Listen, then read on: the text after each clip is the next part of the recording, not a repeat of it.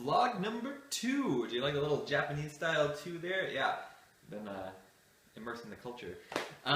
Okay, so for this vlog I want to talk about a couple of things. There's a lot that I left out in my last vlog, and there's a lot that I'm going to leave out in this one. And I'll just kind of pace myself out so that when I get like 6 months in I can still talk about stuff instead of like gushed all of my knowledge onto you and then just not be going on adventures anymore so you don't need to know anything. Yeah, so a couple things I want to talk about. First, I went on a big adventure a couple weeks ago, maybe 2 weeks. My town had their town festival, which is super cool. We have them in the States. But the ones here are better. And I say that because, like, in addition to everyone showing up, you dress up in fancy clothes. In this case, yukata. I'll try to put some pictures up below of what people looked like, and maybe a video if you're lucky. People dress up in yukata, which is a traditional like kimono wear, and they go out around town and enjoy festival food, and they parade around the street, and there's floats, and there's dancing. It's fantastic. So the story about this was actually pretty funny. I was told that I was going to do it, which is great, like I would do it anyway, but I ended up dancing in the parade. And I had to go to dance practice with like these Japanese people, led by 2 super tiny old ladies. It was great, but oh my god, I was just bumbling around. I didn't have a clue what was going on because I didn't understand anything. But I learned the dance. It was fun. And then the festival comes up, and I'm wearing my yukata. And the yukata, like, it comes down like this. Happy, happy, so that this is all air, and I have some chest hair here. And Japanese people don't get as much body hair. And so, like, I'm there and I'm dancing, and halfway through, after some of the people around me, like, other people from my board of education or schools have had a bit to drink. Like, one of them comes up and he's just like, I'm pretty sure I knew what he was saying. He was like, oh man, like, you're such a manly man, like, with all this hair, and he reached up and, like, rubbed my chest, and he's like, ah, and everyone's laughing, and I laughed too. Obviously I couldn't understand a word he was saying, but I'm pretty sure I got the idea. But it was pretty funny. But yeah, so we danced in the street for like 2 hours, with a break in the middle. It was great.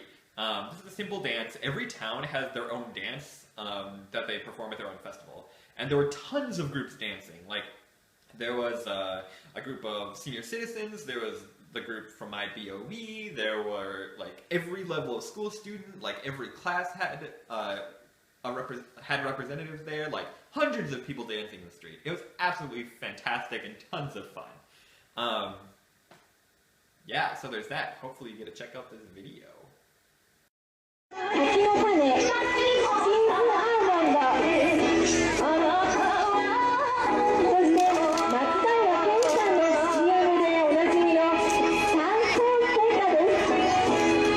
これからも地元荒川の発展のため精一杯ご協力させていただきます。どうぞよろしくお願いいたします。祭りだ。三幸の荒 Yeah, that was great. Other things that have been going on is I want to talk a little bit about my Japanese. Because, again, some of you might not be friends or family, you might actually just be interested in what life is like or what the transition is like coming to Japan or working for the JET program, being in a more rural area.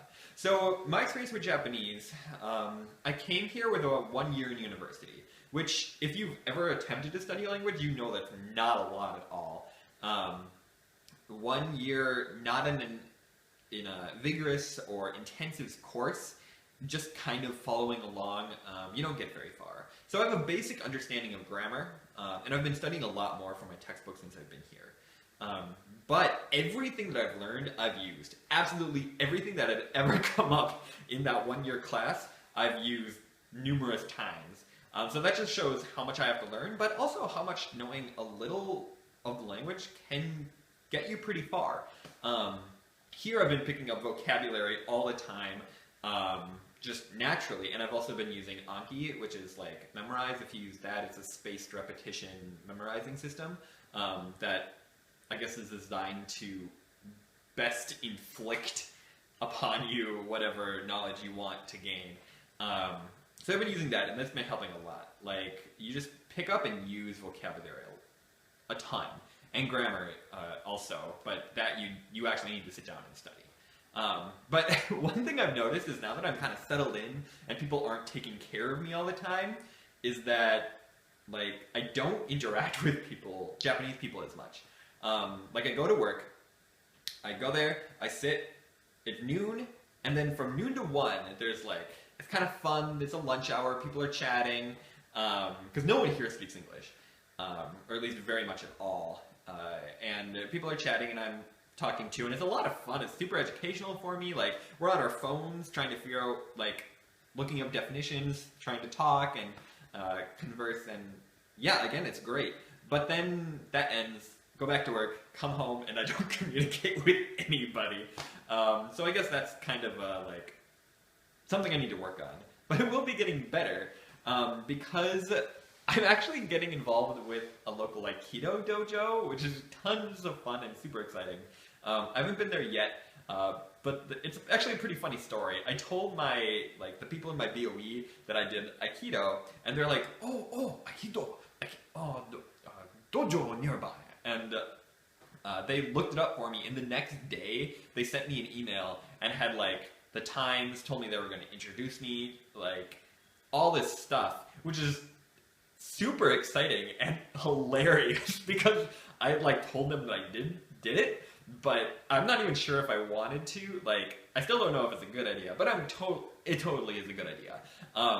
Just because I don't know the language, I am a foreigner, I'm not that great, so I don't want to walk into this, like, small town's, like, class as this super tall, weird guy who can't understand anything that's going on. Like, it's just gonna be super awkward, but it's great that I'm forced into it. Like, pushing the comfort zones. It's gonna be so embarrassing and uncomfortable at first, but it's going to help so much. So I'm really pumped. Yeah, that's great. So, yeah, that seems like enough adventures. Oh, one more thing.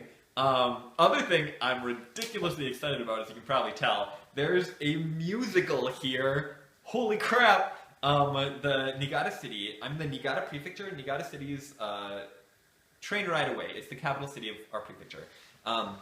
And every weekend for like 4 weekends, there's rehearsal for a musical that the people here write. They compose the music, they write the dialogue, they do everything. Costumes, sets, choreography. Like, it's a completely original show. And they're putting one on, and auditions are like, audition/interest meeting is like next week, next weekend. So, hell yeah! Like, that's fantastic! I'm gonna meet some peeps, gonna have a good time, and get my singing in. I realized since coming here that I haven't sung in a while, which feels pretty weird coming off a like 3-week-long choir trip. But yeah, so that's great. Okay, I'll try to calm myself down. Thank you for paying attention to me. Thank you for keeping updated on my life, I guess. And thank you for your interest. So yeah, it's been great talking to you all. If you want, check out the next video where I try to make some delicious onigiri substance. It's great, you should check it out. So yeah, anyway, thanks for talking, and as always, sayonara.